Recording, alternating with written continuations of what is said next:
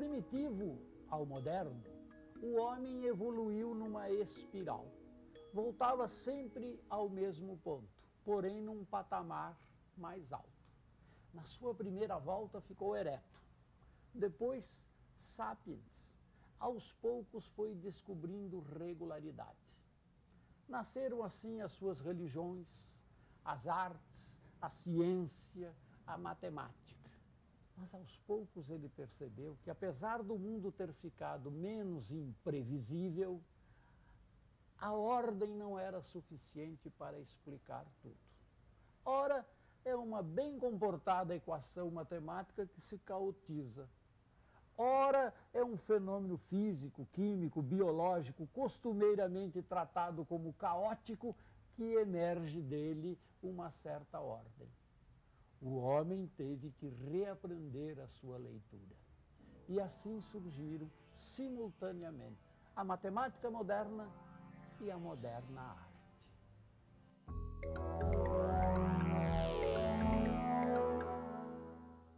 No início, tudo era escuro. Fez-se a luz. Luz onde tudo começa. O universo, o nascimento, a ideia do artista. E você, tem ideia do que se passa na cabeça do artista quando ele está criando? Eu acho que o processo de criação de todo artista é como um processo de elaboração onírica. É muito fácil a gente saber o seguinte: ninguém sonha o sonho que quer. As tentativas de indução do sonho são fracativas até hoje. A coisa acontece muito nessa fronteira, nesse limite entre ordem e caos, né? Eu acho que, na verdade, é uma espécie de passagem contínua, né, ou de alternância entre esses dois campos. Eu acho que as melhores ideias que a gente tem é quando tem essa vagância, assim, um pouco antes de dormir, um pouco antes de acordar, sei lá, olhando uma parede vazia. Eu acho que o que me interessa, assim, individualmente, em relação à arte, é exatamente esse momento que a ideia passa pela primeira vez na tua cabeça e completamente informe, completamente... né? Nós não fazemos o poema que queremos. Então é preciso colocar à disposição da poesia. Eu acho que a diferença do artista para não artista hoje é só o fato dele se deixar à disposição da poesia, ele se deixar à disposição desse não saber. Tem esse momento, assim, onde tudo se encaixa. Acho que essas coisas já estão na cabeça da gente e esses insights aparecem geralmente quando a gente não o controla. Eu não sei se isso não é exatamente o caos, isso é uma coisa em suspenso, assim. Ele se deixar à disposição desse caos que a linguagem é capaz de produzir. E nessa sese faz parte dessa sese a leitura, a informação, a cultura e, sobretudo, a preguiça.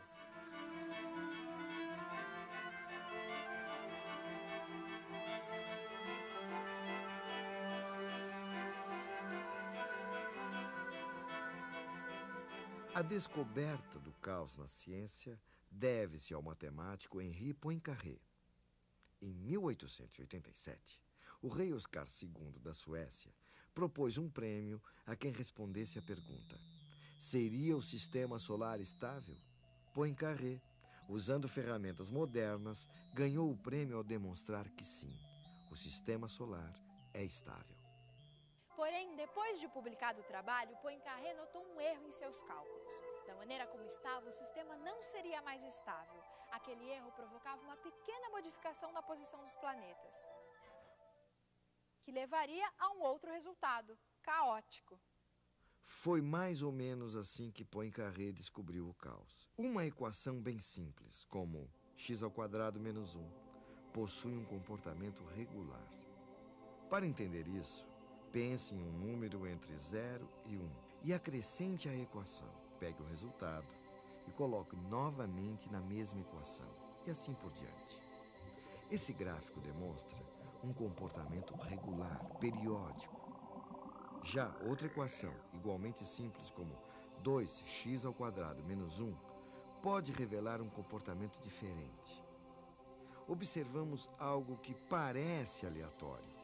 Este outro comportamento não é regular, mas sim caótico. Com esse último resultado, a estabilidade demonstrada por Poincaré ia por água abaixo.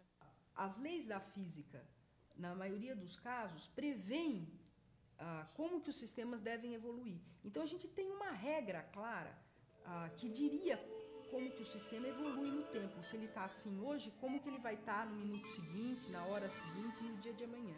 Então, como que é possível que um sistema que tem um comportamento imprevisível, e os sistemas caóticos são aqueles que continuam tendo um comportamento imprevisível, possam ter uma regra por trás? Esses sistemas têm uma particularidade.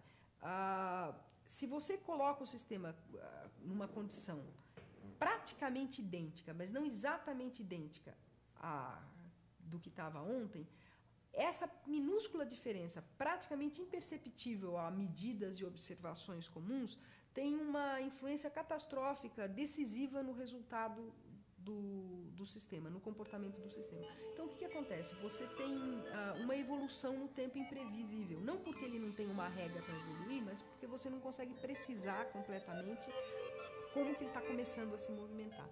Quer dizer, se eu reproduzo uma experiência aqui, coloco um determinado pêndulo, uma determinada característica aqui, uma borboleta bate as asas lá, a minúscula influência que o vento, causado as modificações nas condições atmosféricas causadas por esse movimento da borboleta, vai acabar tendo um efeito drástico no movimento do meu corpo.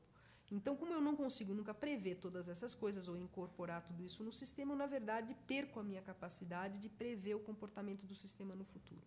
Então, são esses tipos de sistemas imprevisíveis que são chamados de caóticos em física.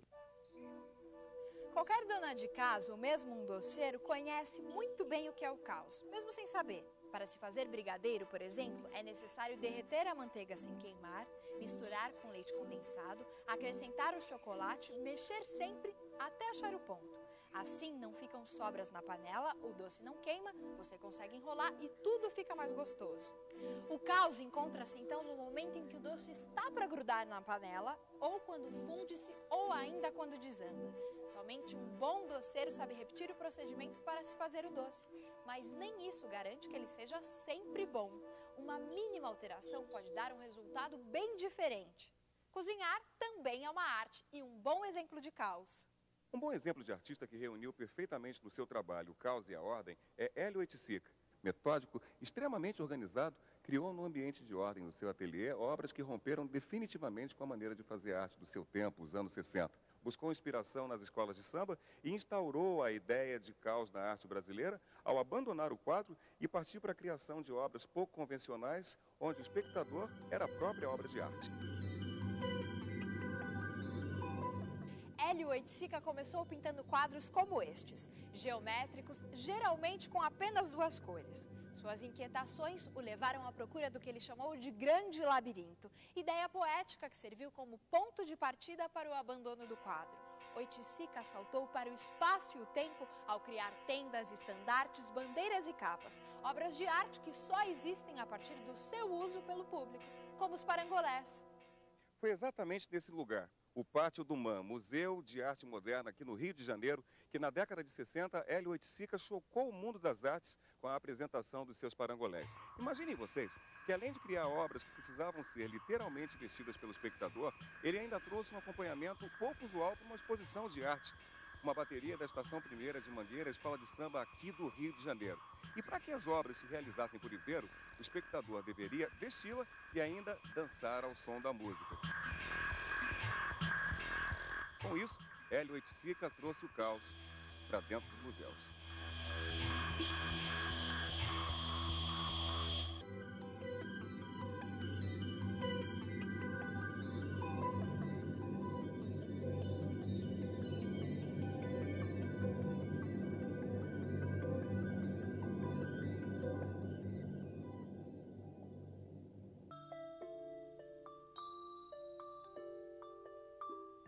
Eu queria fazer algo que começou a pulsar dentro de mim, exprimir essa pulsação. E eu já estava com 22 anos, já tinha deixado a economia, os estudos de economia, para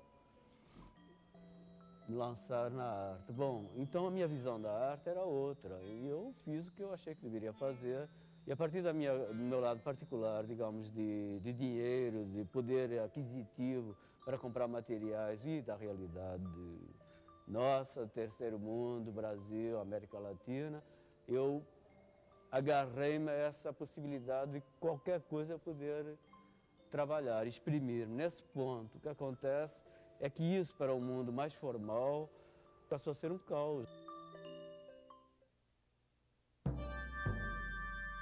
Não era o caos que eu queria introduzir no sistema, eu queria introduzir a minha maneira de ver as coisas, a minha maneira de me exprimir. E eu penso que esse caos é inerente à criação, né? Porque realmente como determinar de onde vem a criação, existe uma teoria que determine como criar, como fazer, como ser, qual é o gesto, não. Me ofereceram esse espaço, eu pude me exprimir como quis e bem entendi, dentro de uma matemática caótica, mas que tem uma coerência. O que é o caos? O que é a ordem?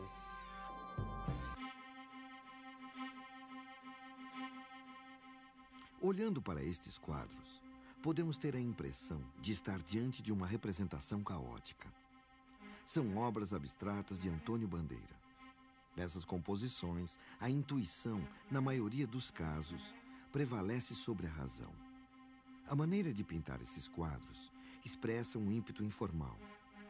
Mas olhando atentamente, podemos perceber que existe um equilíbrio estrutural. O impacto dessas obras vem, de certa forma, da sensação de um indeterminismo lúdico que acaba por formar um todo coerente.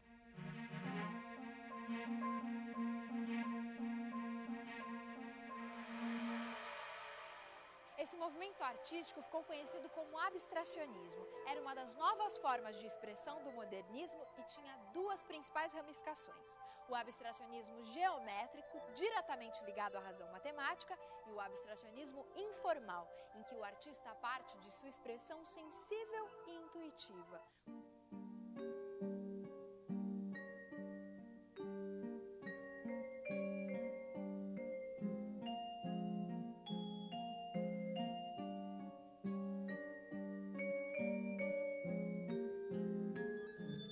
Para entender melhor as motivações dos artistas abstratos, vamos ouvir o que disse o pintor Iberê Camargo.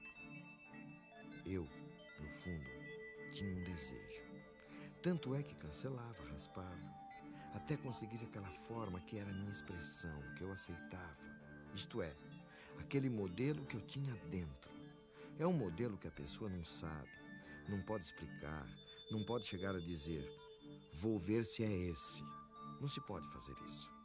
Mas a intuição reconhece quando aparece aquela solução.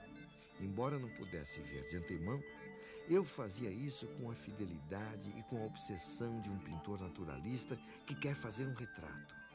Tinha de ser exatamente aquilo, embora depois, olhando o quadro, dissesse que é jogado, que não tem aquele movimento. Sim, tudo ali é jogado, mas não é um jogado assim, a esmo. Esse tipo de arte abstrata, sensível e poética encontra um outro paralelo. Por exemplo, nas obras de Tomiotaki, um belo casamento entre intuição e formas geométricas. Observem a semelhança desses trabalhos de Tomi e as fotos tiradas pelo satélite Hubble. Curiosamente, ela pintou esses quadros anos antes dessas fotos serem feitas. Artista e cientista, através da intuição e da técnica, eles vão dar forma ao vivido e ao imaginado. Então nós temos um processo que vai desde o sem forma até a forma final fixada nesse objeto de arte ou nessa teoria científica. Essas imagens que se parecem são da natureza e da nossa imaginação. Todas elas impressas desde tempos imemoriais na história da espécie, na história cultural, social. De uma maneira geral, dizemos que são semelhantes por quê? Porque houve uma interação entre a proposta do artista e a nossa vida, a nossa experiência de vida. É isso que nós chamamos semelhança, é isso que nós sentimos quando estamos vendo essas duas imagens apresentadas. Portanto, quando nós observamos o quadro e as fotos do Hubble, nós estamos trazendo todo esse patrimônio cultural e da espécie nessa interpretação.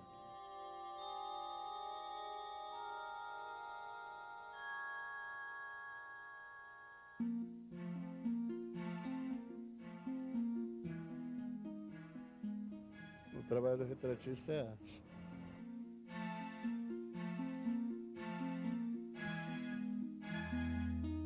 Desde o momento que ele transporta um traço no papel que define uma pessoa, ou um objeto, ou uma obra, isso é uma arte.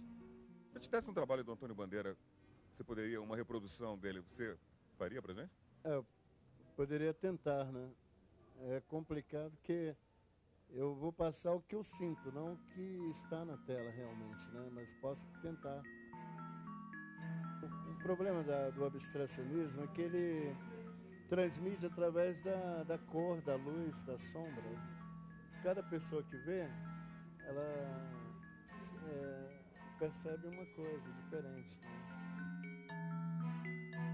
É uma interpretação da abstração dele, né? O que torna essas pinturas tão diferentes? O que faz com que uma obra de arte pareça ter mais força que outra? Comparando essas duas obras, notamos que em ambas as formas e cores foram criadas livre e espontaneamente. Mas toda obra de arte expressa as realidades interiores e visões particulares de quem as criou.